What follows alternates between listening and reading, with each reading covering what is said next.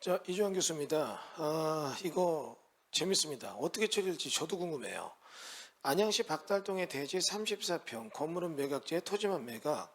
그럼 이게 33억짜리, 3억 3천짜리가 4억 5천에 가져갔는데, 보시는 바와 같이 여기 지금 보면 땅이 있고 위에 건물을 짓다가 스톱이 됐어요.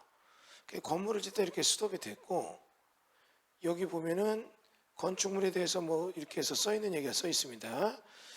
굉장히 흉물스럽게 짓다 마른 게 있는데, 여기는 요 땅이죠? 위치를 보게 되면 위치는 어떤가? 위치는 나쁘지 않습니다.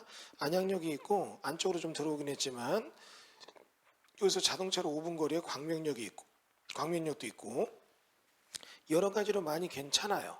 그런데 이렇게 괜찮은 듯한데 여기 지금 단독주택에 부시고서 이렇게 다가구를 짓다가 스톱이 된 것 같아요. 그 땅만 경매 나왔고 이 땅을 보게 되면 어떻습니까?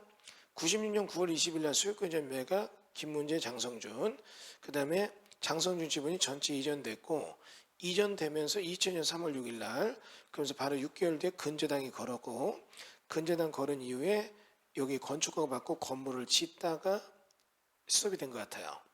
그러면 법정지상권이 성립되느냐? 요거는 성립되지 않습니다.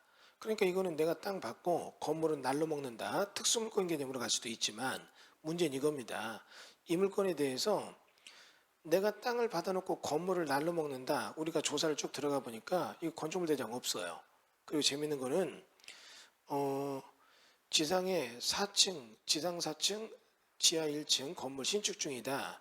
완공 단계에 들어섰는데 외부에 보호막 둘러싸여져 있고 안양시의 건물 철거 고시문이 현수막 걸려 있다. 준공이 안 떨어져서 현재 보완 중이라고 하는데 이거는 준공이 안 떨어진 게 아니라 준공 불가 상태입니다. 건물을 너무 무리수를 둬서 위법 상태로 지었고 준공이 안 떨어졌고 그리고 이에 대해서 시간을 끌다 보니까 건축 허가에 대한 기득권마저도 문제가 생긴 건물이에요. 그러면 이걸 낙찰받은 분은 어떻게 해야 되느냐? 결국은 땅은 내 거고 위에는 법직권이 있다 없다 싸울 게 아니라 어떻게 해요? 건물의 철거에 대한 거를 건축주가 진행해야 돼요. 근데 이거 안 철거하면 땅 주인은 아무것도 못해요. 그럼 내가 이거 이제 철거해라 뭐 이렇게 내가 해서 소송해서 해야 되는데 이게 철거가 쉽지가 않습니다. 위법 상태가 있고 이분이 논쟁의 소지, 민법적인 소지도 좀 있지만 그럼 이게 철거됐다. 그럼 땅은 내 거 됐고 그럼 땅이라도 싸게 샀어야죠. 너무 비싸게 샀죠? 더 문제점이 뭔지 아세요? 34평이에요.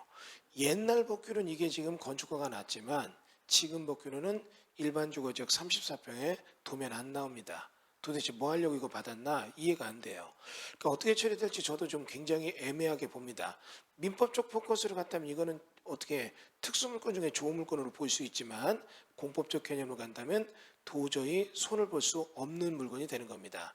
뭐 여기 지금 유치권 신고가 있다 보니까 유치권에 대한 부분도 문제가 되고 하여튼 민법적으로 소송하는 것도 어떻게 될지 모르겠지만 다 해서 건물을 다 부셔야 돼요. 내가 건물 너 부실 거니까 놔줘. 이게 받으면 안 돼. 받으면 이거 위법 상태를 내가 그대로 다 떠는 거니까.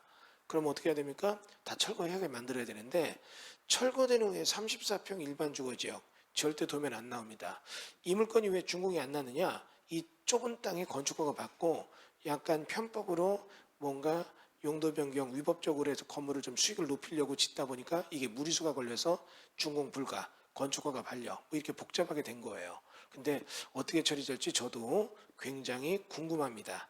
뭐 민법적 개념으로만 생각하시는 분들은 모르겠지만 공법적으로 딱 넘어가 보면 우리 공법경매 사관학교에 건축법과 경매 배운 분들은 이거 쫙 스캔 될 거예요. 아이고 이거 제대로 엮였다. 큰일 났다. 이런 느낌이 있을 건데 또 뭐 자체적인 해결을 잘 저도 기도해보고 또 어떻게 해결되나 저도 궁금합니다. 어디까지 손해볼지 아니면 이걸 슬기롭게 어떤 이득의 전환점으로 만들지 좀 저도 지켜보도록 하겠습니다. 감사합니다.